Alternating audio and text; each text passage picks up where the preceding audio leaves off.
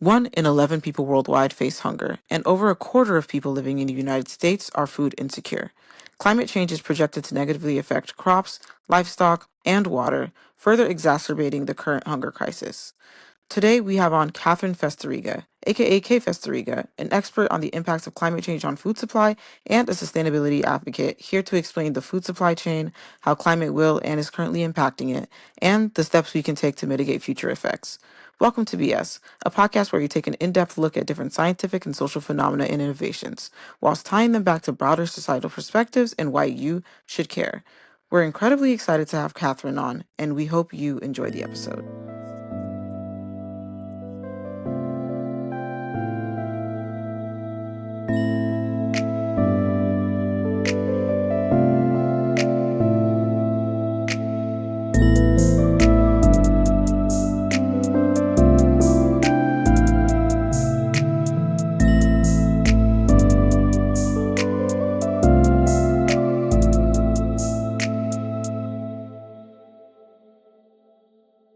Hi everyone. Today we have a guest lecture. Very exciting. Katherine Kfesteryga is going to join us today. She's a food policy expert and advocate who has gone particularly viral on TikTok talking about food as a luxury and how we're kind of seeing it pop up in our society. Thank you so much for joining us today. We're very excited to get into this topic, and I'll let Gold start us off with the questions. So yeah, first we just wanted you to take us through your personal academic career and journey and why you decided to even become like an online educator, especially about food as a status symbol, as well as any new endeavors that you've been pursuing in the education space. Yeah, so I did my undergrad very boringly just in history and political science, like nothing like sexy or interesting, honestly, like the most boring route. I thought I was going to be a lawyer. My whole family are lawyers. I'm the only one that's not a lawyer. And I was just like, yeah, it's traumatizing. Like they're all the arguments in the household. Everybody has to have a word in, everybody has an opinion and they argue it. And you're just like, it's Thanksgiving. Like we don't need to be doing Honestly, that's the main holiday for it. So I know they love that. Associated with like things that are banned at the table at Thanksgiving. I'm trying to say a debate and a meal. I know they love that. Like hours and you're trapped there and you're like, we're eating, we're arguing. What's the topic right now? What policy? I like swear they think they're the Kennedys and every topic is available. And it's like, it's not even, no one has a strong held opinion on it. It's just like, oh, can I make myself sound the smartest and have the best like argument for this? And I'm like, I don't actually. But so I thought I was going to be a lawyer. So I was like, yeah, poli-sci history. Did the LSATs, hated it. And I was like, well, if this is the first glimpse of what being a lawyer is like, I don't think it's for me. And so then I also had a double minor in classical studies and like art history or like environmental sciences and art history. I don't even remember because they're not on the degree because it's like the fake it. It's not fake. Minors are important. Minors are cool. But I just took enough electives. Like get your minors. Like they're very interesting, but they were just like I took enough electives that they just like happenstanced. So I don't really think about it too often until someone's like in a museum trying to be very pretentious, and I'm like, actually, I have a mind in art history, and Caravaggio's lighting is very, And so that's my undergrad, and that was a lot of fun. I loved undergrad. I was not like particularly studious. Like I was honestly like, am I making out of it here alive? A shock that I did. A shock that I got my double major. But so that I took some time off actually between my undergrad and my master's. I took like 10 years between. I only went back and did my master's during COVID. So I was I've had a bunch of jobs. I worked in the government. I was at economic development doing NAFTA renegotiations and doing like tariff stuff. And then I went over to Google's urban development bet. And so I was in big tech and enjoying it. And then COVID hit and like the world changed overnight. And I thought, okay, if I'm going to ever go back to school, if I'm ever going to do my master's, do all that sort of stuff, like COVID. And so I went back and I got my master's in public policy at Northwestern in Chicago. And there I sort of like, was looking at what sort of niche areas, like what did I want to do my thesis in, like what am I really passionate about, what are all my classes, and I just really, everybody was talking about housing at the time. Like obviously we're in a housing crisis, and I think a lot of the beginning conversation around affordability was around housing, which is obviously massive, massive issue. But like we have a lot of housing policy wonks. Like that area was not lacking. And so I sort of was just like, okay, what am I really passionate about? And I grew up in a really rural area. I have farming in my family. Like the only people who aren't lawyers are farmers on my mom's side. And sort of like people really don't understand like the food policy of like you have of your food supply chain. Like we're so used to our shelves being so stocked and always having food available that I think we really misunderstand the global food supply chain. And so as COVID was hitting, we were sort of starting to see a couple of, shelves going empty, prices are starting to skyrocket. I was like, okay, you know what? That's a really interesting space. Like, I don't really know any food policy experts, or I didn't at the time. And I was just sort of like, I'm from, like, I can conceptualize a farm. Like, I know what, like, a cow to slaughter to market looks like in my personal family. Like, that I can conceptualize. But that larger food supply chain, I really couldn't. And so when we started seeing things really like overturn with COVID and all of that, I thought, okay, this is actually really interesting. And I really want to get to the root of like, what are the reasons? How are we set up? What are the policies in place to either allow for innovative food ventures and startups, or what are the regulatory issues like hindering this, or even what are the regulatory differences between countries for trade, for international export and trade? Like the United States has notoriously weakened their FDA and their regulatory policies around food, versus Europe is strengthening them. Like red dye is all over TikTok and the crunchy granola pipeline, and we can't trust our food. Like these are all conversations we're having like now, but like think about four or 5 years ago, like they just weren't as common. And so I just thought like this is such an interesting space. And so that's sort of why I got into it. And then I was doing my thesis looking at innovative food and like greenhouses, vertical farming, like all of those like really innovative food spaces. And I just was like, this is just such a cool area. Like this is truly the future of food, and like what are sort of the policy implications of that. And so that's sort of my educational career. And now I was like, I'm never doing school again. Like I actually loved my master's. So like I was not a nerd in undergrad. I was like barely making it out of here alive. But then my master's, I was like, no, this is my moment. Like, I want to do the readings. I want to know, like, I'm showing up ready. Like, call on me in class. Like, I'm here. I'm sat. I'm ready. So that was a big, big difference. I was like, wait, am I a nerd? And I was like, yeah, I'm a loser, and it's great, and I love it. And so that's sort of, yeah, that's my educational path. And after my master's, especially my thesis, I thought I was going to die during my thesis. I didn't, clearly. And I was like, no school after that. But I have a friend who's going back and doing their PhD right now, and they keep telling me about things with their PhD, and I'm like, oh, that's a very cool class. Like, oh, I forgot how fun class can be, and like the conceptualizing of topics, and like being in that classroom setting and TAing. I was like, oh, I could maybe do a PhD, like maybe. But we'll see. I'm still paying off my master's student loans, so maybe not.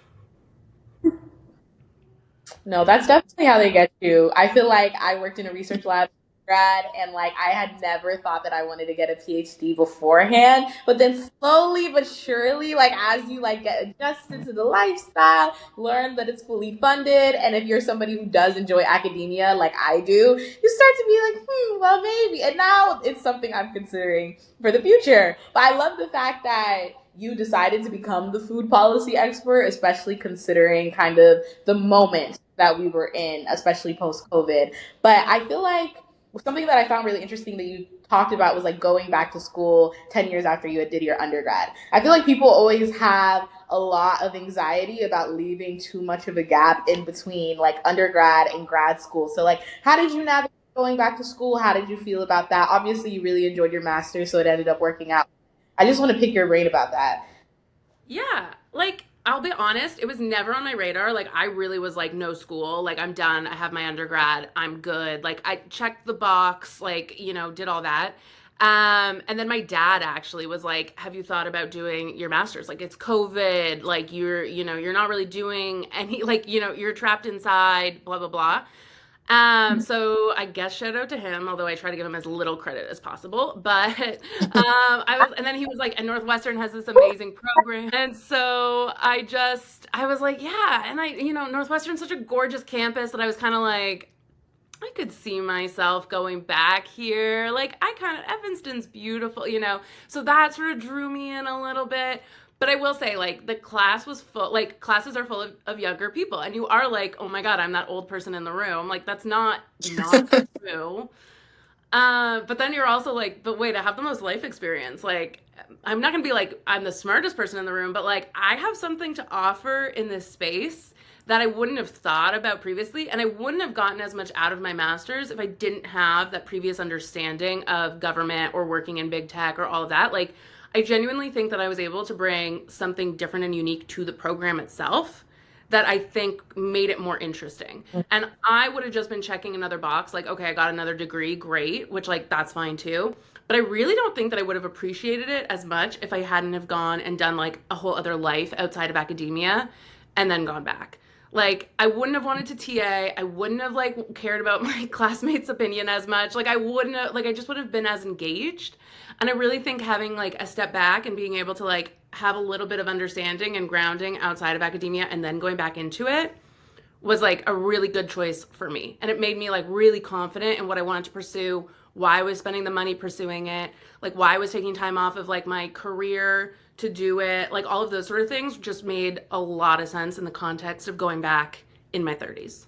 Honestly, what you were saying about like having family members who are farmers, like my dad was a farmer and my dad's dad was also a farmer. And then also just like, again, living in the West, going to the grocery store and just like seeing whatever is in front of you. That's also always piqued my interest in terms of just like food policy and how we get from like one stage to another, because I've genuinely only seen the very, very beginning bare bones animal is still alive levels and like literally a prime drink at Walmart. Like I had no clue of what was in between. So I got so obsessed with like Netflix docu-series that would talk about like, the things in between that. No, for sure. I feel like my first real experience with like food policy was back, and Gold and I went to the same high school, and it was back when one of our teachers showed a video, I think, about the meat industry, and it was called the Matrix instead of the Matrix. And Um, so it like went into all the ins and outs of kind of like the meat industry, especially like in North America, like chicken, cattle, and like everything that happens and like how processed meats work. And it was so gritty, and like literally we had my period had lunch right after. Girl, I tell you, oh my God, all we could do was look at our plates in fear. Like we could not, and then it was that day too. I literally took a bite of my chicken. I felt like a tendon or something. Girl, I put it down. I couldn't. I literally, I actually might. This might make me quit me because I cannot do this. It's like you literally saw how the sausage was made, and you were like, I don't want to eat sausage now. I said I've had enough.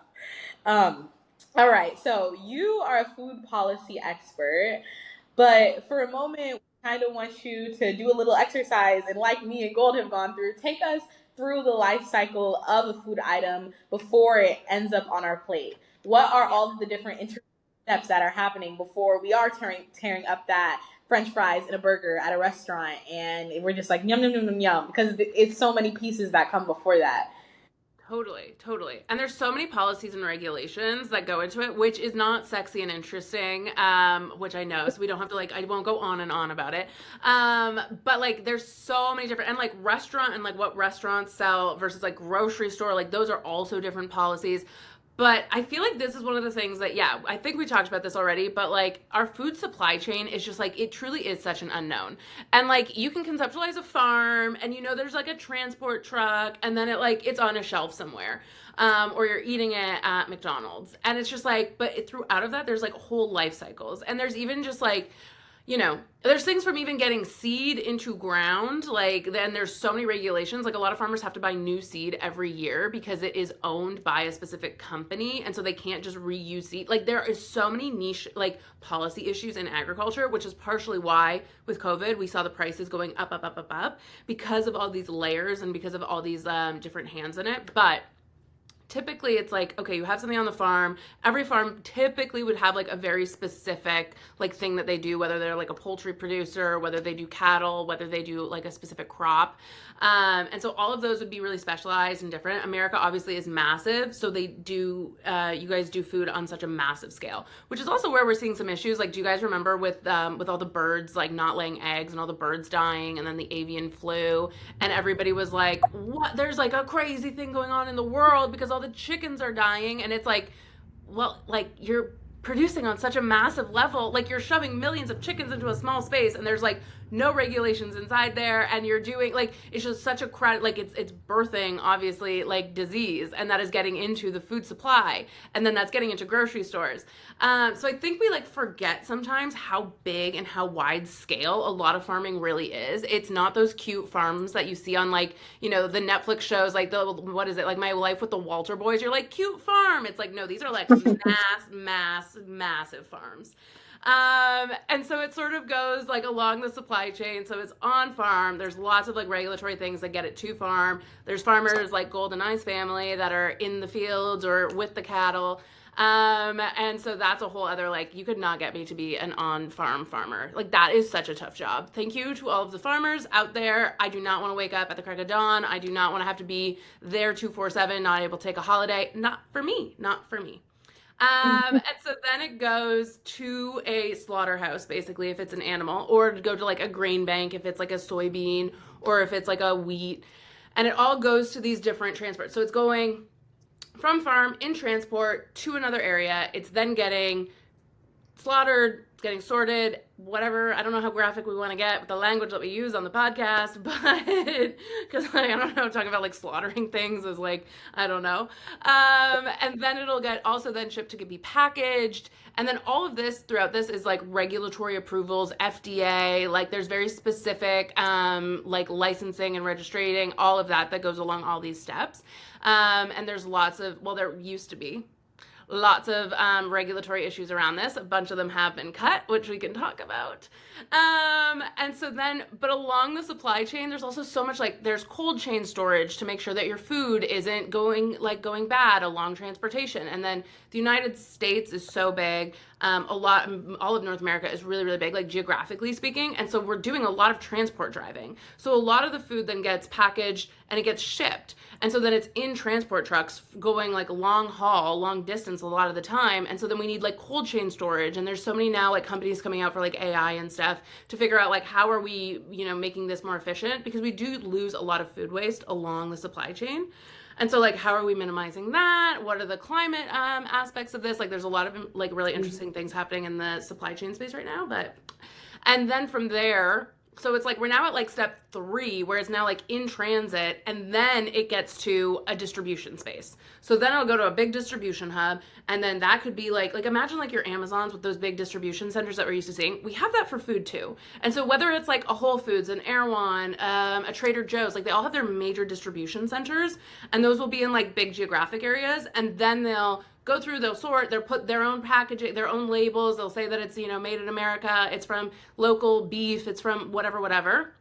They'll put it like white label a lot of the stuff. And then from there it gets sorted and then shipped out either to store or either to another regional distribution space. And then it'll finally go to store. Restaurants are a bit different. There's typically more like wholesale suppliers. So then that could be like food terminals, where then farmers, if it's smaller scale, like we've seen a lot of restaurants start like with the organic, and we know our supplier, we know the small scale farm. That's different, and that's you're paying for that smaller scale. Like obviously the lower cost of food is going to be wholesale because you're able to buy at a much bigger quantity, therefore your cost is smaller, versus if you're buying from a smaller pool, you're paying a premium. So that's why these massive, really expensive restaurants are able, or even like an Erewhon is sort of leaning into that luxury, like organic small farm space. And so they'd be like cutting out 5 like steps on the supply chain. So they'd be like farm, slaughterhouse, packaging, distribution warehouse, direct to store would sort of probably be more of it. Or if it's produce, it could be just like farm to packaging in store, depends on the place, and same with restaurant. But for the things like the Walmarts, which like they have, or the McDonald's, like they have massive distribution warehouses and massive distribution teams that are like going through all this, picking out the produce that they want, picking out the meat. They have their distributors, they have their suppliers that they've had for a long time that are like able to meet their bottom dollar, and then that's going out. So like, but honestly, that supply chain is multiple days. By the time like the food leaves farm, like you are losing nutrients along the supply chain, like every sort of hour that it's not like going to you. And so it's honestly losing its nutritional value along the supply chain. There's some that aren't, like, and that's sort of why we've gotten into picking, I'm so in the weeds, guys, I'm so sorry, but that's sort of why we've gotten into this like weird space where farmers are actually picking their produce, especially if it's coming from like Mexico or like Latin America, where they're picking their produce actually earlier than it's ripe. And so then while it's in transit, it's getting ripe once it gets to the United States or beyond. And so we're in this like weird space where like our food chains, our supply chain is no longer made to like give you the best food possible. Our supply chains now are to get the best cost possible for our stores. And like that really is not how our food supply should be, which is why that luxury upscale of the Erewhons, of the Trader Joe's, of the farmers markets, of those restaurants is really sort of cutting that out and telling you like, you know, that's bad for you. You know, it's bad for the environment. So we can offer you this sort of luxury alternative, but so it really is quite a supply chain with many, many steps.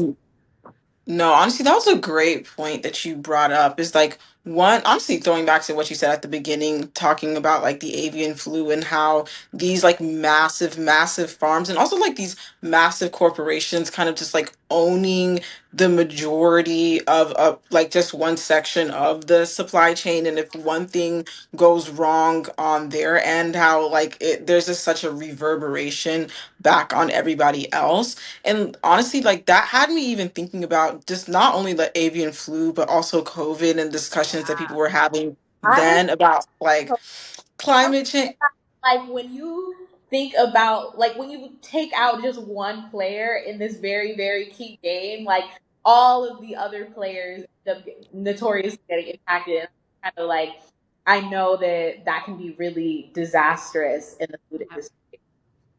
And every like Yeah. Oh. it's like an ecosystem. And so if you take out one player, but it's like that's the same with like climate change. Like everything is meant like our universe is meant to work together. And so it's like if you cut out one aspect of it, like yeah, the rest of the dominoes fall. And it's like you cut out the small scale farmers that were supplying for so long, and now they're all just these massive, massive industrial players. Well, like what's happening to the family farms? Well, they're getting bought out by Bill Gates. And now all of a sudden no one has access to land and no like and it's all become so commercialized and commercialized capitalism because we're taking little shortcuts and we're cutting out a certain part of the supply chain and the ecosystem.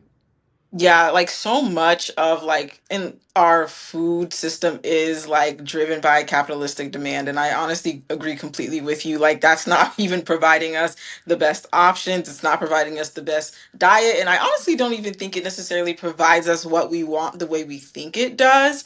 And again, like we just see such huge reverberations from that. Again, like I just remember having so much anxiety surrounding, the conversations we even had to have during COVID about how like this is not going to be the last pandemic, and if we keep playing around the way we keep playing around, it might not be the last pandemic in our lifetime. Yeah. And then again, like the avian flu kind of being a cause for concern right after that, and like that's something that we just wanted you to touch on as well, because like a lot of people think of climate change as something that's very far away, it's in the distant future. However, we're seeing many regions, oftentimes many regions that are not even the ones who are the biggest contributors to the effects we're seeing from climate change. Like their food production systems, they're already kind of suffering the consequences of our like very like desire driven food supply chain, especially in the West. And we just wanted to ask, like, what do you think are some of the most noticeable effects that you've focused on in your career about how like climate change has been impacting the like food industry? Yeah, I mean, I think that like the first things that sort of come to mind are just how hot it's getting. So like when we think like our infrastructure, like our like typical infrastructure, like think our internet cables, like will they be able to withstand the heat that we are going to rise to with climate change? No. A lot of times no, they won't. And so do we really expect there to be people in fields picking produce? Do we expect farmers out there 24/7 in fields harvesting the food? Like, it's not going to be reasonable. And so that's sort of where we're like, it's not just like, oh, okay, like the soil is degrading, we're getting more droughts, so we're going to have less yield. It's like, true. So all of that is happening, and we're going to have yet less yield. But we're also, the conditions are going to be so bad that we're not going to be able to have people in the fields doing the labor to get the food to market. And like, when it's not just droughts, but then it's like, okay, wildfires. Well, if they're sweeping the major producers, if they're sweeping California, if they're sweeping Arizona, if they're like, those are Mexico, like all the areas that are more south, because that is prime agricultural land and that's perfect conditions, are going to get too hot. They're going to get too arid. They're going to be in droughts. And we're going to see more and more privatization of water, which means that a lot of farms are not going to be able to purchase water to irrigate their fields. And so we're going to start seeing all of these things happening at the same time because of a lot of policy failures. And so I think like that's a big thing for me, is the heat is just going to make the areas that we're really used to getting produce from no longer going to be able to. The second thing would be wildfires. Like that is just making it, it's you know, tearing up land. It's making it so that like the heating conditions, like again, people can't be out getting the produce. They can't be out in the fields. Like the smog conditions are too bad that like people can't be out. Like, and it's not just like, okay, California was on fire, but across, you know, the wind is blowing and it's going over multiple states. So just because something's happening in a region that you don't live in doesn't mean that there aren't consequences on regions next door. And I think that's a big part that we forget. And so those sort of are the two big ones. I think, again, like drought, obviously. And that's like, we think about drought and we're like, okay, a crop can't grow. But that's the same, like the amount of times in Texas that they've had to call entire cattle because the droughts are making it so that they are unable to feed the animals. They don't have enough water to feed their animals. And so then they're saying like, okay, do you ship cows up to Montana? But then the cost associated with that is so high. And so it's like, we don't like, these are entire ecosystems that we need to continue. And it's not just like, oh, you're out in California, sucks to suck, you like, you know, lefty liberals in California, like climate change is going to get you. It's like, it's also affecting Texas. It's also affecting Montana. Like these are all like we live in a universe that we are all sharing, you know? And so I think like, a lot of people don't think about that. Like the farmers are thinking about it, but I don't think, you know, when people are watching Yellowstone that they're like, oh man, is this happening really right now? Like those cows could be disastrously affected by climate change. But I heard Tyler Sheridan write a whole thing about how climate change is a hoax, so it can't be real. It's like, no, this is disastrously affecting the land that we're currently on. And it has reverberating effects. And that, of course, means increased food costs, increased affordability crisis, increased like domestic issues, national security concerns. Like all of these things are very much intertwined. And there is no real reprieve in sight. Governments don't really seem to be willing to, like, the Inflation Reduction Act had tons of climate change funding that is no longer there. Like, there are a lot of things that we could be doing to safeguard communities and safeguard our food supply, but we're not doing it.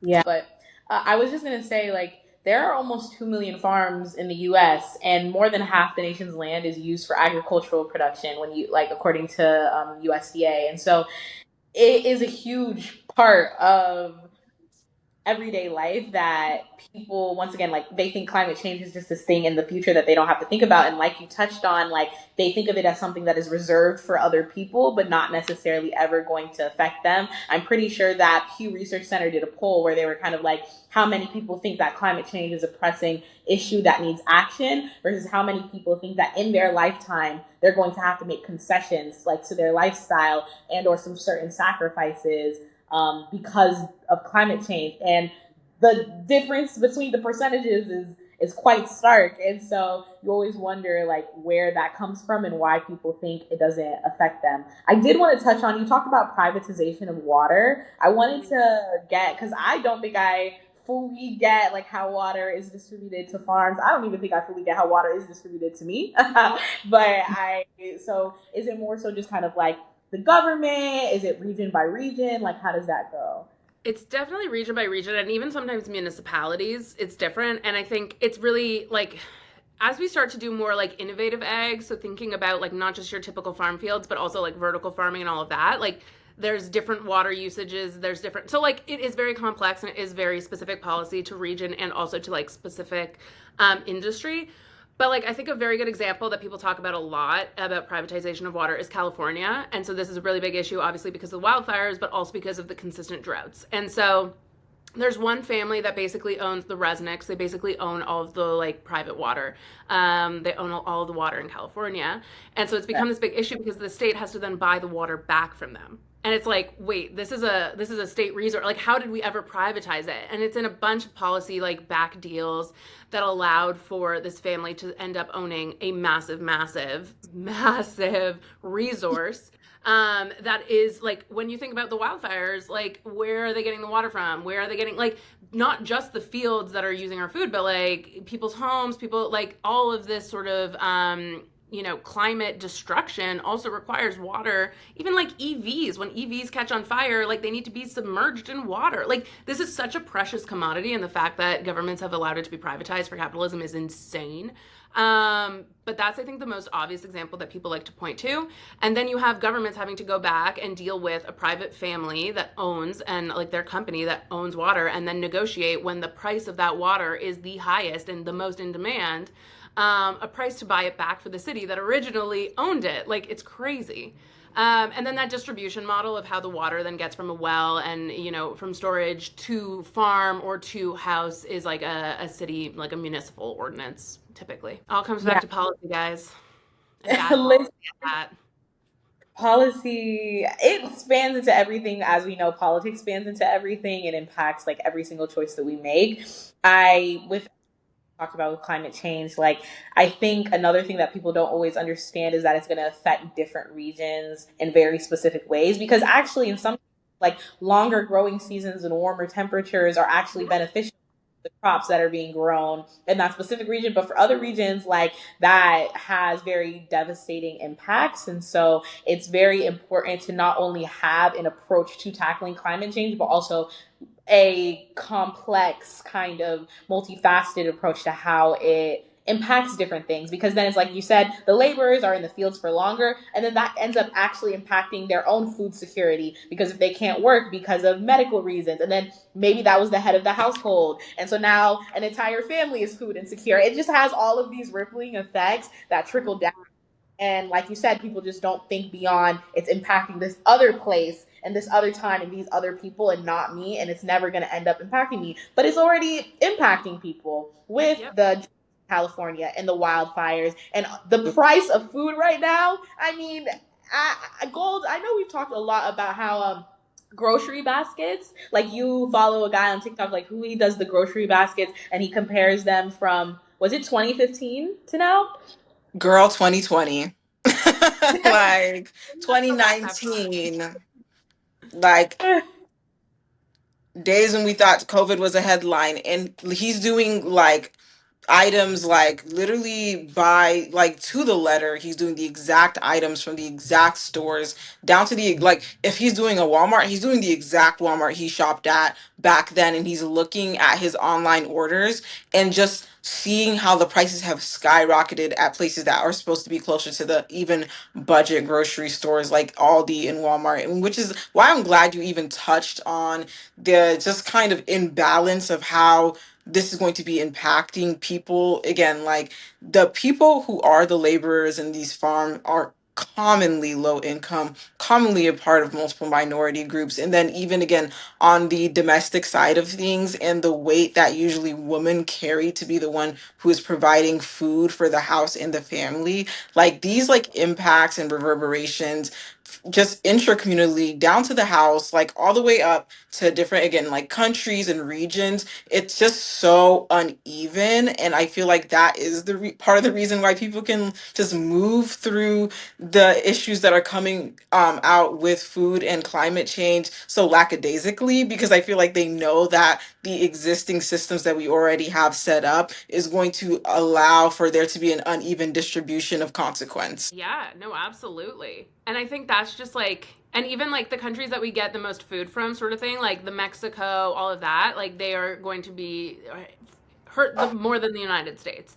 And it's just like we'll continue to prosper off of the fact that they are, in the fields that are more are hotter and all of that, and like they're getting paid worse for us to be able to buy cheaper produce, even through an economic downturn, through massive climate change. Like it's not going to be equal. Climate change will not make anything equal. And I think the fact that the United States is such a big country with such a big economic powerhouse means that it's going to be insulated the most, which is why I think there's partially a bit of lackadaisically, to take Gold's word, around it. And it's because we know that we're going to be okay, because we're really economically secure country, even though it doesn't feel that way. I know, but like in theory, compared to everyone else, we are. And so I think that's also part of it, where it's like people have not really seen grocery shelves being empty. They're seeing the prices rise and they're like, whoa, I can't afford to shop here anymore. I got to go somewhere else. I got to go to the Dollar Tree. I got to go. Like, we're seeing that happening now. But a lot of people, while food bank usages is up like crazy, we haven't seen like, although SNAP benefits are about to run out, so like we might see it happening in the next month. Like, I don't know what that's going to look like. But we haven't really seen mass starvation, like from middle class down. We've obviously, like, we have seen poverty at a big scale, but like we could be in for a lot worse. We have not seen an affordability crisis like this since the Great Depression. And so what is that going to look like? We don't really know, but I would anticipate it being really, really bad. And we know it won't be equal. And we know that the benefits that people receive won't be equal. And how like corporate taxes and all of that, like that, we know that it's not going to be equal help for different communities. One of my favorite articles from my master's was looking at how what we could see that what happened in COVID and who was most affected through COVID was how we could mirror for climate change. And of course, like back to what you were saying, Gold, we know that women, particularly women of color, African-American women, Indigenous women, will be the most affected by climate change. And we're able to see from COVID, like how the policy structures are working and how our sort of current ecosystem of policy and of benefits and all of that, like who gets in line first, who gets access first, who gets that. And so they were able to really show through this study like how that will be mirrored for climate change. And I think we can take from that like food as well. And it's just sort of like, yeah, we know who's going to be the most impacted, and we know that they will be left behind, and we know that they won't be prioritized. And like we're already seeing that with SNAP. Like that's like, if those benefits go away, women, single mothers, like they are going to be the most impacted. They will not eat dinner before anybody else. And it's just sort of like, it is such a, like, we can see the problem and we are not doing anything to correct it at all. It's an empathy issue for sure. I think I saw a guy on Subway Takes, which is like a TikTok YouTube short series that this one comedian does. His take was that everybody should be poor for 5 years. Like everybody should be living like in poverty or under the poverty line for 5 years. It doesn't have to be consecutive. You could like take a year in, take a year off. Like he thinks everybody should live like that, to be able to truly develop the empathy for people who are really struggling to see what a next meal looks like, who really are living paycheck to paycheck, because there's so much propaganda that has been going on before any of us were even born about how poor people are lazy, welfare queens, SNAP queens, mothers, and just all of these things. Like we look down on society's quote unquote undesirables, and we make past judgment on the way they live their life. But at the end of the day, it's unaffordable, period. And it doesn't matter how much scraping together and like everything that you're doing to try to make ends meet. You can't pull yourself up by the bootstrap if the bootstrap is an inch of leather. Like it doesn't work like that. So I definitely think that climate change is going to come and impact those people first. And so it's really trying to mobilize people before, I mean, it already has, but before it gets even worse. And it's also, climate change is something that we've known about for a long time too. I think that's another misconception people have, is that it's this like newer development that scientists apparently picked up in the lab and started playing pretend, but it's something that has actually been like in-depth studied since like the 80s, and that multiple policy initiatives have come out to try to tackle it, multinational agreements, stuff like that. So I just wanted to have you touch on like what the major policy initiatives have and potentially impact on our food system in the past couple of decades, both in North America and globally. Because obviously there's treaties like the Kyoto Protocol, the Paris Agreement, but are there other legislations that you think that we should be paying attention to? I feel like, and I think what's so funny is like, yeah, people are like, oh, climate change is new and all of that. And like, we've had ice ages before. And it's like, okay.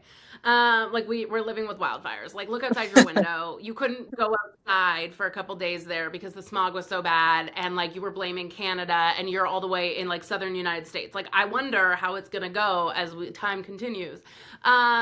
But like, funny enough, like one of the, like everybody keeps pointing to one thing that our last good climate initiative that we all agreed on was like the Montreal Accord, and that was in like the 90s, I think, and we fixed the ozone layer. And like that is the last thing that we've agreed on and we met, and like that's crazy. And we were in much better climate conditions then than we are now. And I will say this, I don't know if this is a controversial take. I don't know. But I will say that I have lost all faith in our international agreements on climate change. Like I don't really pay attention to them anymore. Like we're not meeting Paris. No one's meeting Paris. We've reached 1.5. We're blowing past it. We're Yeah, not yeah. governments don't want to do the difficult work of making of forcing people to change their habits. Like people are going to have to get uncomfortable in order, like you're not going to be able to drive everywhere. You might have to change some of your routines. Like you can't take your showers all the time like you want to. Like things like that are going to have to happen in order for climate, like for us to reach some of these goals because we put them off for so long. And governments are just unwilling to do that. They don't want to be the person that's saying you have to, you can't have a car or whatever it is. Like they don't want to be the bad guy because they want to get reelected. They want to get money for their political parties, yada, yada, yada. And so like, I just don't have that much faith in international agreements. Like you won't catch me at a COP. You won't, like, I don't think those are those are networking and those are for parties and those are to be seen and to say you went to one. But the Conference of the Parties is not where actual, I feel, climate policy is going to be done. What I'm really personally looking at is what are cities doing? And I think a really interesting group that I would literally look to is C40 cities. And they really are, it started with 40 cities and they all agreed that like climate change was bad and what are we going to do to insulate our cities? And typically the majority of populations live in cities. They're going to be impacted the most because they're off the food supply chain. They are off of sort of some of these like really required necessity things. Like thankfully a lot of cities are on the Great Lakes, so there's access to water, but some aren't. Like Atlanta, I don't think you guys are near a water Great Lake. So like what are you going to do with water? And so, and I think that like we're in a really weird political moment where we're really regressing in a lot of ways. Climate change is obviously one of them.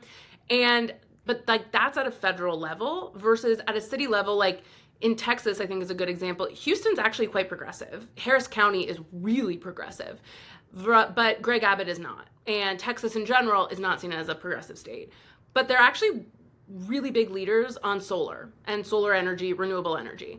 And they actually have a really good clean energy infrastructure. And so like, I think taking a particular look at cities, one, gives hope in a very hopeless space, but two, like you're actually able to see really on the ground results and they're able to actually implement things. Even if the feds cut funding, they still have their city budget to be able to really try and figure out, like they're not going to create wide scale, we're going to reach 1.5 for the Paris Accords, but they're going to be able to insulate their cities. And we're going to they're going to be able to make sure that there is some sort of food production, that they're able to have an energy system, like those sort of things. And so that is where I'm really looking. And I think that that is a way that a lot of communities can get around slashing in funding for climate change. And I think that that is going to be at a large scale. Like if the most progressive cities across the world all came together and were able to be like, okay, here are the things that we're focusing on. This is what's worked here. What could work there? Like in Atlanta is obviously going to be different than a city in Sweden.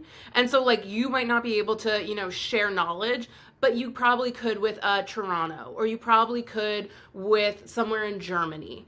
And so then it's like, okay, what are the different things that are working across cities and building that different network? And then you're almost cutting out the large scale, like kind of bad actors, which are a lot of federal governments, which is a lot of, political machinery. And so that's sort of what I'm looking at, which might be a little bit of a cop out for what you guys are looking for. But I don't have much hope in these, like, I want to give you like the UN is doing, but like, I just don't find them particularly effective. And so where I am finding hope in the world is through cities, through like New York. They have like $1 trillion like climate fund that they're working on. They've got a really interesting climate czar that I think is doing good work. So honestly, that's what I'm looking at. I definitely think it makes a lot of sense to go more of the grassroots kind of method. And I can see how that can be more effective than, like you said, these intergovernmental agencies that are really tied up in politics at the end of the day. And that's what this is all about. You have developing countries kind of being like, why can't we emit as much as we want? You guys did in order to build your economies. And then you have developed countries saying, no, like everybody needs to make a change. But also, like people in developed countries, the amount of energy, water, food that we're taking up is so far above those of like 95% of the globe. But at the same time, like those people aren't going to make, like you said, any changes to their habits. And it's all a game of just kind of trying to rally as much political support for, like, if climate change was in, we would have fought it by now, is basically what I'm trying to say. But because it's not, and because it's not easy or accessible, or not even accessible, but people consider it to be something that is very hard and it's going to be inconvenient to their life, it makes actually being able to fight it on such a large scale hard. Like, girl, we couldn't even get recycling going. Like, that was a band-aid solution from like the 60s with the hippies. And then like people are barely recycling their coffee cups now. Like, we are not, like, it's not gonna, I'm sorry, but, and like that's not to say that there's no individual action that we should be, taking. We should live, in like with that in mind, but like there is a collective power. And I do think, like, yeah, if it was easy and we could do it, like we would have done it by now.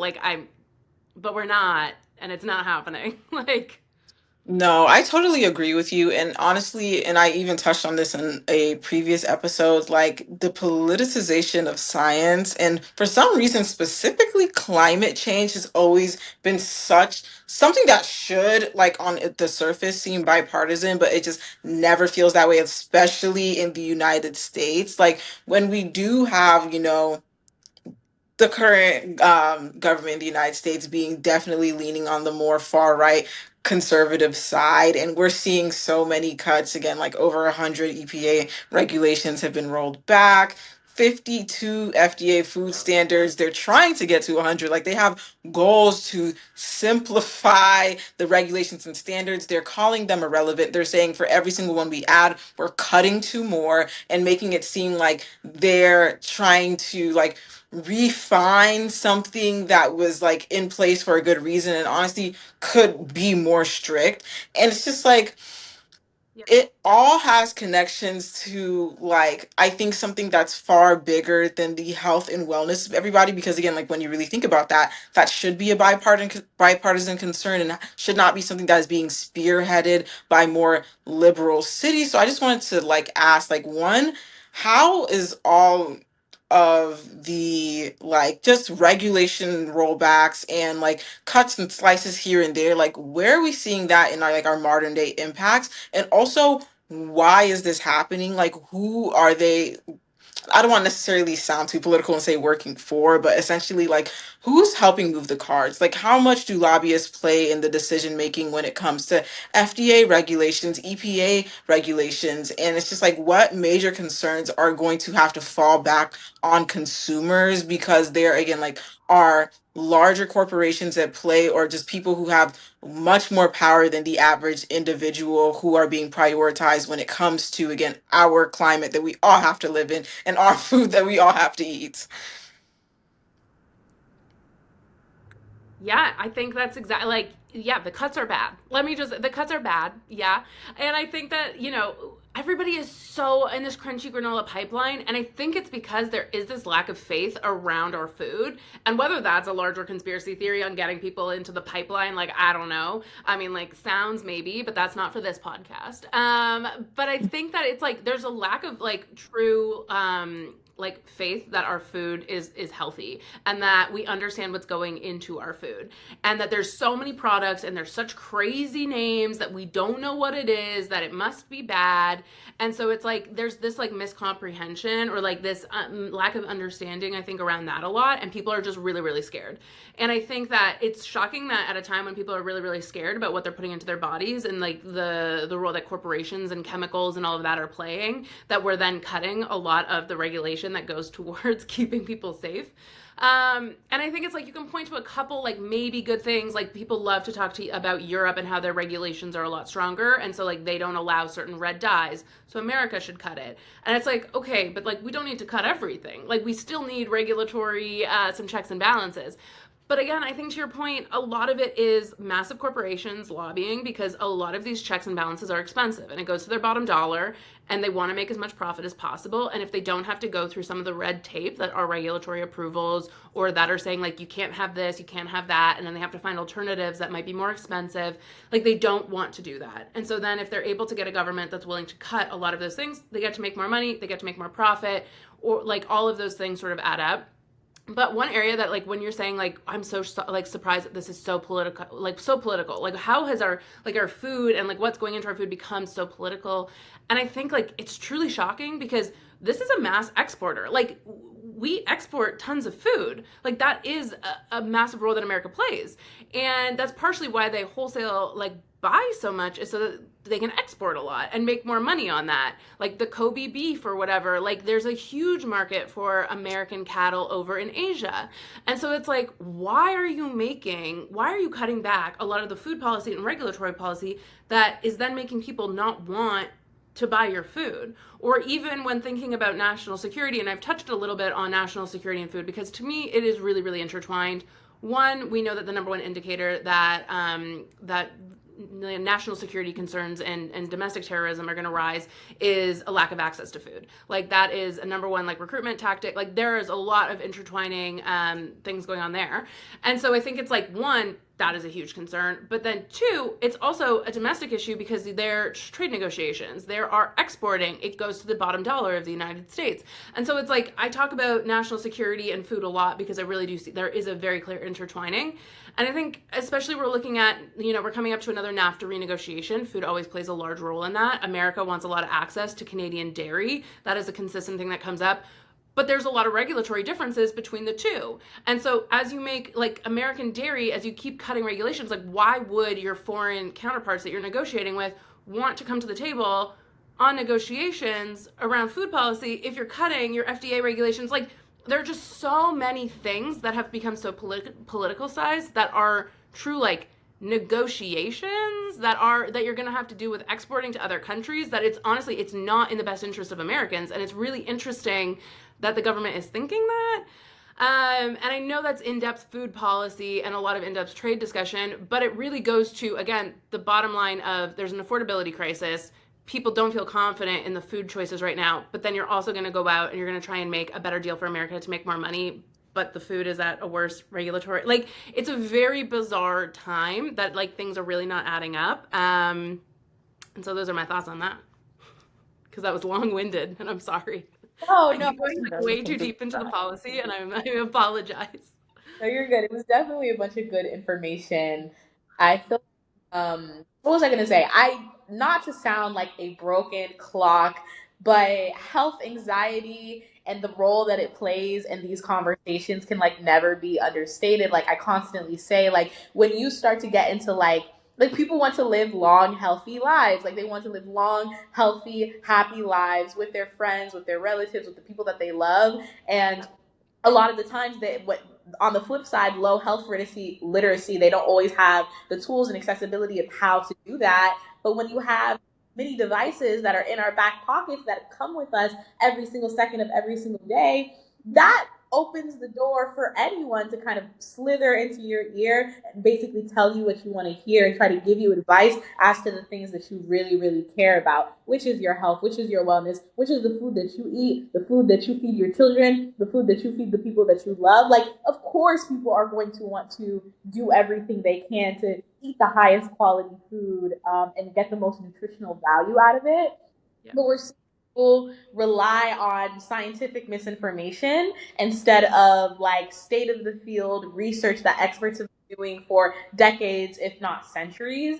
And like you said, it's been heavily politicized. So once again, regulations over the things that people eat are now almost being used as like a game between political parties instead of something that should be solidified and taken incredibly seriously in order to protect the American people. Even like we're saying about like Europe, like I think people have this like conception that like Europe is far ahead of us in terms of like their food quality. And in a lot of regards that they are. I'm not here to diminish the fact that them Nordic, like they're definitely outpacing us. Don't get me wrong, but you can almost see the like hysteria that fills Americans when they realize that certain things are banned in Europe that are not banned here. And you almost have to explain like sometimes it's not even scientific or harmful causes. Like sometimes it was just preference for that government, not necessarily that like the and they want you to die from having read 40. Like that's not necessarily what it is. But once again, when you take something that people have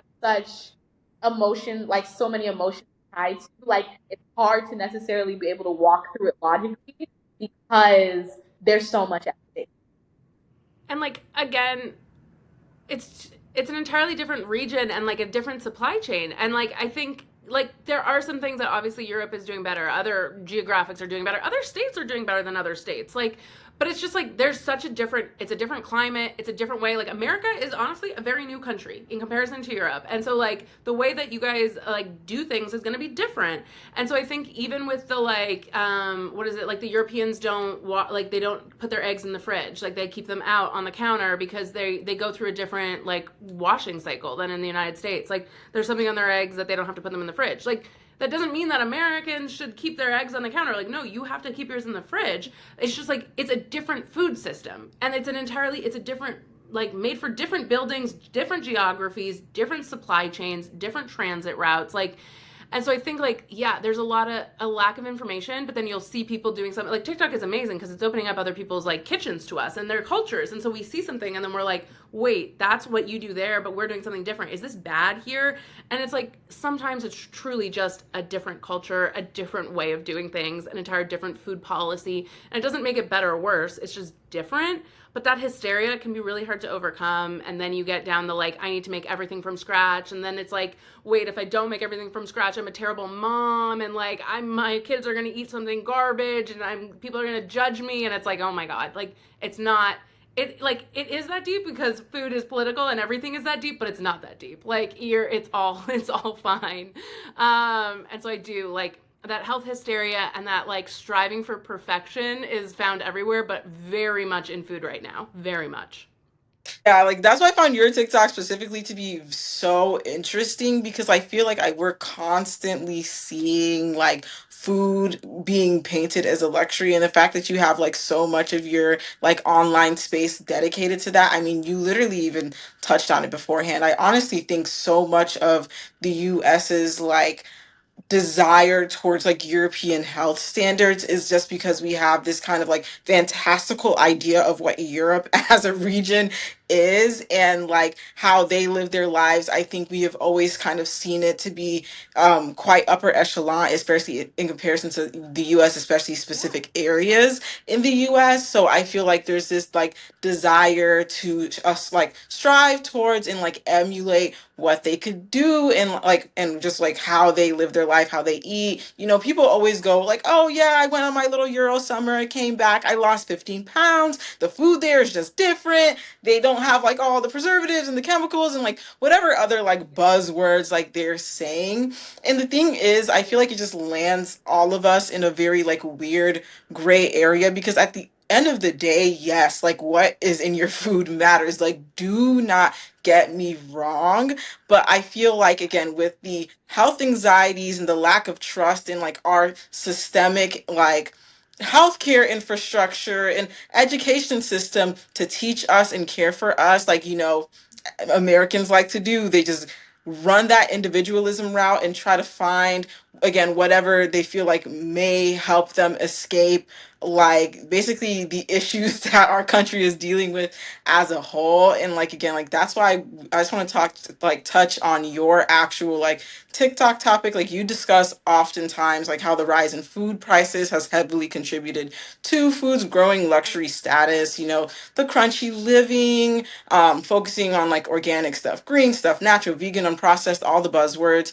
It's just like food has clearly became a main status marker, and I just wanted to know what impact that has had on the imagery of sustainable food practices as inaccessible. Because I know, like, definitely when I was first hearing about things regarding like veganism or even just like cutting back on certain things, changing your individual lifestyle, it always was painted as something that rich white hippie people do. Like, it was never painted as something that should be communal effort in terms of just like its general like placement in pop culture. And I just wondered, like, do you feel personally that it's driving people away from climate conscious food practices if they're constantly being like ascribed to a very minority group of people?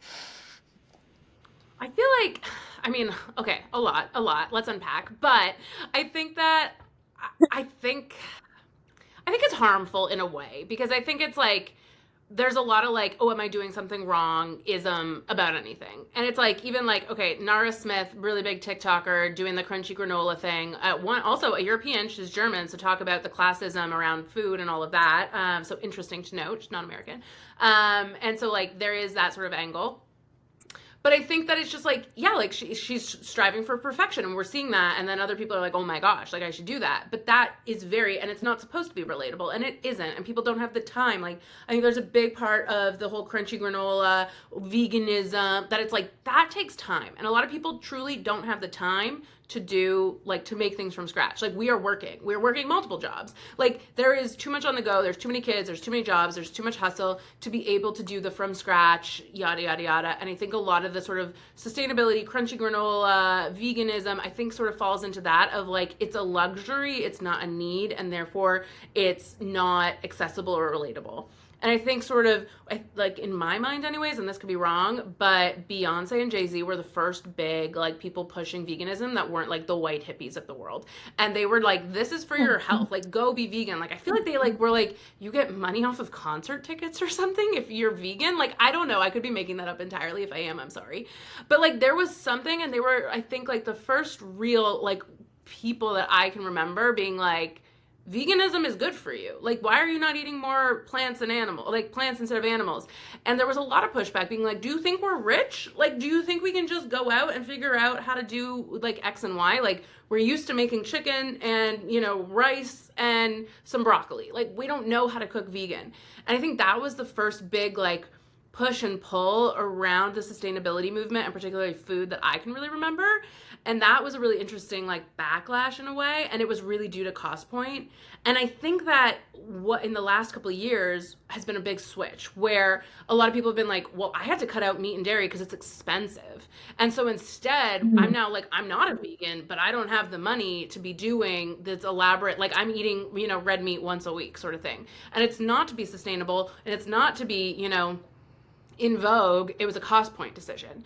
And so I think like that flipped. And now we're also in another flip where I've really started to see a lot of people, a lot of really wealthy, predominantly white women being like, no, I'm actually like, milk is back. Whole milk is back.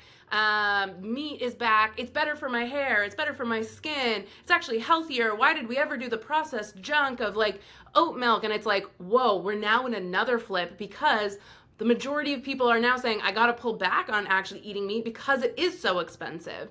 And so like, and we're in a point right now in the United States where American beef is actually really expensive. And so they're importing Argentinian beef. And it's a huge issue in the farming community right now. I've seen so many TikToks on it where American farmers are being like, what the hell? We're actually making profit for once. And now Trump is undercutting us by importing because everybody's saying the cost of this is too expensive. And so I think we're now on another, like we've now flipped like 3 times over what we, you know, see as desirable and is in vogue and is, you know, here or there. And I just watched on TikTok, of course. Hailey Bieber did an interview, and she said, she's like, yeah, I'm a whole milk drinker. And you're like, okay, well, like the queen has spoken. And so I guarantee you tons of people are going to go back to traditional milk.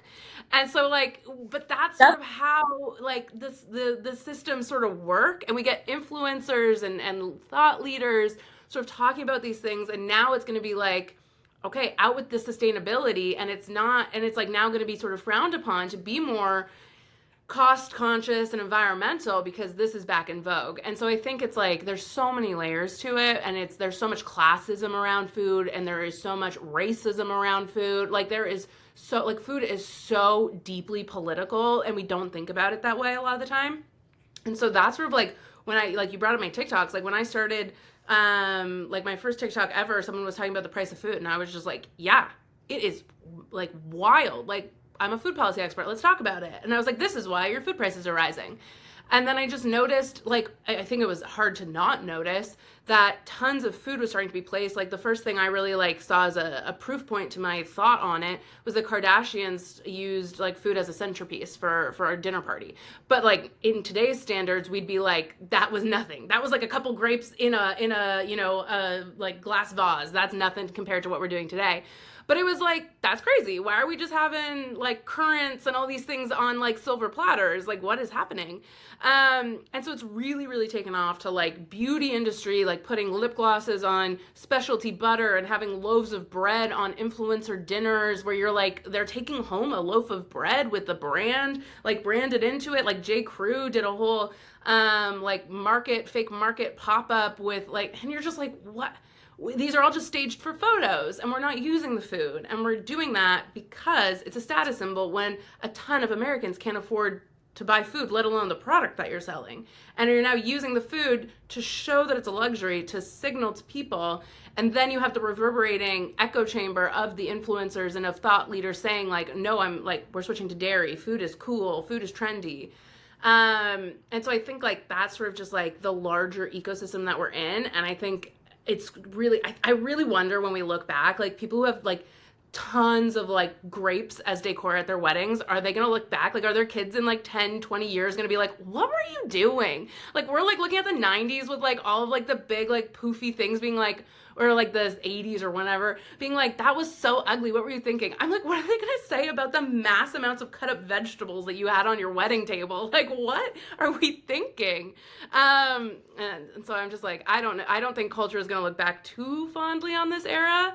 And I think in hindsight, it's going to be fairly obvious what the sort of like very clear, like thorough through lines are with the sustainability, with the like the class point, with the cost of food rising, with the crunchy granola pipeline. Like it's all going to be very obvious, I think, in hindsight. But like food is pretty and food is gorgeous. And if, you know, one of the most beautiful women on the world tells me that it's going to make my skin and my hair look better, like probably going to listen. Like I was just saying, is there anything that you want to share about what communal or political efforts people put in to contribute to fighting climate? Gotcha. Okay. Honestly, like my number one recommendation always has been, always will be, is like start growing stuff wherever you can, any space you can. Like start, like they used to have victory gardens during like World War II, World War One. Like you need to start growing stuff. If you have a balcony, if you have a little, like a small spot in your apartment that you can, you know, have some fresh herbs, some lettuce, some tomatoes, whatever you can, like you need to start growing stuff. It's good for you. It's good to know how your food is grown. It's good to see what goes into labor of keeping something alive like that. Gives you a little bit more appreciation for what's on your store shelves. But it's also a little bit more of a security. And it's not to say you need to go out and make community gardens and figure out how to do that with city ordinances in your city. But like, if you have a front yard, why are you growing flowers? Grow food. Like, that is like, I think, the number one thing that people can be doing. And then if you don't need the food, cool. Someone else in your community probably does. And like, can we set up community, you know, sort of the bookshelf, like idea of the community bookshelf where everybody's for food. And it doesn't have to be a massive fridge. It can just be you put out a couple things. Like I think that sort of thing is going to do more to like drive security in community, which I think is going to be crucial for climate change and crucial for those most impacted women, minority communities, etc. But I think like that's always my number one, is like try and grow whatever you can wherever you can, because you then can at very least rely on yourself a little bit, and then you don't have to have that in your grocery cart, and that might save you $5. I know it doesn't seem like a lot, but it is something. And like that is just like the number one thing that anybody can do. I think you made like a super good point in terms of like growing your own food, even if you have an apartment, doing the best with what you got. And then also, I was going to say, on top of that, if you don't have the time or resources to be, checking out you like municipalities regulations on like communal gardens and stuff like that, like go online, talk to people, and figure out what's like infrastructure is already there. Like I know I live close to a community garden, and they definitely do accept volunteers, have volunteer hours, have like multiple things in which you can contribute to without necessarily being like the spearheader of it. And I also again agree with the whole international like treaties right now. Does anybody care? Difficult to decipher. As long as AI is here, my answer is no. So like yeah, definitely think of intracommunal things, like think of the people right next to you, and use your own again individual lifestyle as well as again like your communities, your cities, your towns as a way to contribute and honestly escape denialism at a time like this. Key point. Key point. Like we need to have hope.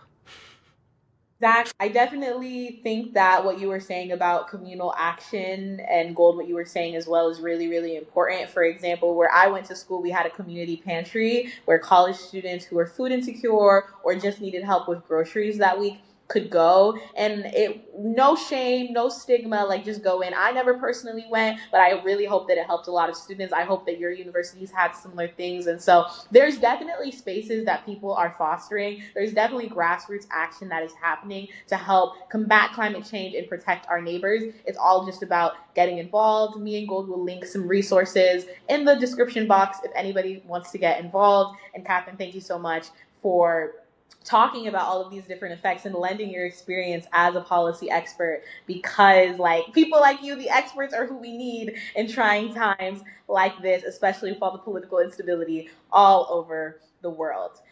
With that, since college campuses have been mentioned, we're going to get into our last of the podcast, which is Bits of BS. And just to refresh anybody who's new, it's all about funny, interesting, annoying, trying moments within our college careers that we were just like, oh Lord, I am fed up with getting this bachelor's and I am ready to go. So Katherine, since you're our guest today, I will let you start. And it can be undergraduate or graduate, either or is fine. But just a moment that you wanted to share. I think my most like what the actual F my was my thesis advisor ghosted me for like a solid like half of my thesis, and I was genuinely like, I don't know if I'm going to graduate. Like I don't know if I'm going to get my thesis in. And like anybody that's been through the process, like these are like you have to hit milestones and there's a lot of deadlines and you have to get like multiple reviewers and you have to get other profs to read them and then you have to go through a dissertation. Like it is a lot. And I was genuinely like, she's ghosted me. She either hates it. She read one version and was like, this is so garbage and I don't know how to tell her. And I was like, that would be a worst case scenario. Honestly, I'd have to jump. But then she was like, oh, sorry, family drama. And like came back like 4 months later. And I was like, girl, like I have spent my life savings on this master's and you left me high and dry. But anyways, it was all fun at the end. I got wrinkles from that experience and I'll never forget it. And so that is my bit of BS, is getting ghosted on my thesis for my master's. A fade would have had to been ran. I'm trying to have I'm so sorry. I'm trying to have empathy for her, and I think empathy should definitely be extended. Don't get me wrong, but when I have paid with the price of grad school in this day and age, I have paid for a graduate degree. You are my advisor. You have ghosted me for months. Oh, the administration would have seen me. The administration would have seen me, because there's just okay. There is. I'm walking across that stage. You're a stronger soldier than I am. It all worked out. It all worked out. There was a lot of like, "Hey, girl," emails, and it all it all ended okay. That's what's so funny about professors sometimes is that like I am sometimes like so afraid to delay responding to them, to respond inappropriately, to like treat them disrespectfully, and then you'll be like literally at your lifeline. You need this professor to answer before a certain amount of time. They have your career in the balance, and then you'll just get a K LOL all lower caps set for my iPhone Sent from like iPhone. 11:38 p.m. like iPhone, okay. the iPhone. Like my bad, bestie. Do what you need to do. Like, thanks Like so much. That was $10,000. Like, Yeah. My bit of VS is like less educational, but I feel like it's like a common undergrad experience anywho. So like our school, we had an ASA, which is like an African Student Association. Again, I'm sure many other schools did like as well. And like the biggest event we had every year was Taste of Africa or TOA. And the thing is like and maybe this was just me for having my expectations set so high from the first year, but like budget was still like high like first year. Like we had it like at the Fox Theater. It was just like super nice and I was so excited to go. Like my second year was all right because like they had the budget cuts, but like third year is like genuinely where I had to draw the line because at that point they were like, yeah, tickets are $30 and if you want to sit down you need to pay some more, and I was like, if I want to what? they, Like mind you, this is like an event. the prices were that high. It was $30 for y'all's TOA.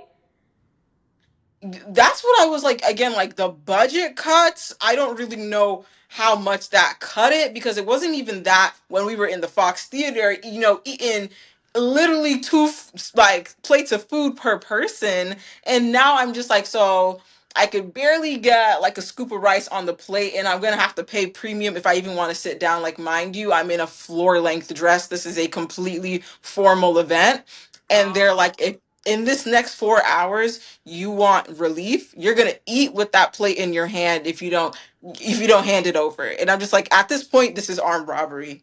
Y'all not gonna see me this year, and that's okay. And that's okay. a crime. A crime was committed. Insane behavior. Oh my goodness. Like pockets were low, and so they started scamming as far as I'm concerned. Because not That's students. Like, you guys have no money? Like, what? like, None. oh my, pull people around. Oh my God. See, this is the food ability that we were talking about. Like, this is what. Like um, price went up. Corporate the greed. thing is, the price went up. It wasn't giving. It wasn't giving at all. Like even the African aunties were like, sorry, like you see the economy, like you saw that guy on TikTok and you saw the Walmart budget, it's clearly up. I was about to say, making African people of all people stingy all of a sudden with food and culture. Hey, that's how you know the economy is bad. Never in my life, like wow. Recession indicator. Recession indicator. I feel like okay. I feel like the bit of BS that I'm coming up with isn't even like super annoying. I'm gonna say it's a bit of BS because it is a little bit wacky, but it is actually kind of wholesome. And it's basically like at my school, we had a thing called midnight breakfast, which would happen during our like final season and stuff like that. I think it's always like the first Monday of finals or something like that. And basically, you have like different time tickets. Although they didn't really care. Like you kind of just came whenever, and it was super fun. Like it was like I think every single midnight breakfast has been like a core moment for me because I've like gone with my friends. We're all in like lounge in the student center eating, studying for finals in our pajama pants, having a good time. And then there's also something called the midnight bud at my school, which is it's weird now that I'm realizing that I have to tell this to other people, but basically like we run around campus and then like the band runs too and they play instruments and then we like end in different places sing our fight song. Are they like chasing you? Like, So, oh, sorry. What did you say? I was like, are they like chasing you? Are they like you have to run for your life because the band is Oh after no, you? no, Like, with that. First of all, that would be very scary if I was running for my life. That I would never participate in activities like that because what do you mean a bunch of band members are chasing me through the streets at like 10 p.m.? Absolutely not. But yeah, midnight breakfast, super, super fun. The breakfast could have been better, but it was free. So, hey, like, I'll just take what I could get. And yeah, I felt like during moments where we all were really just like, we can't do this anymore, it was nice to have like a moment kind of put on by like our student organizations where we get to just like eat, chill, talk, have fun, be college students, enjoy life. So yeah, my bit of BS is a 2 BS, but yeah. I know, I was like, that's a nice story. There's no BS there. That's like, oh, food brings together people and culture, and you get to break bread, metaphorical and physically. Like, Yeah, Exactly. you definitely are having my lobster is too buttery, like my steak is too juicy moment right now. Like one day I'm gonna give y'all a real midnight breakfast bit of BS because we had that too. Oh, no. My bit of BS was very Disney plot. Like I can't lie. It's fun for the. I was trying to think negative tied to food other than because it's just like everybody complains about their dining halls. You know what I'm saying? Like I feel like everybody complains about the dining halls. So I was like, there's not really anything innovative there either. But yeah, I know we have to wrap up. you had a privileged experience, you know? Yeah, that was very Weenie Hut Juniors, but I'm happy for you. Thank you, thank you. um, Catherine, we have taken up so much of your time, but I have like thoroughly enjoyed this conversation with you. I know Gold has too. Thank you so much for coming on, sharing your expertise. Guys, if you guys want to find her, we're going to put all of her socials in the caption as well as her bio so you can learn more about her educational background. And once again, different ways that you can try to fight climate change in your local area or on a regional level. So thank you so much for joining us, and we will see y'all in the next one. Bye.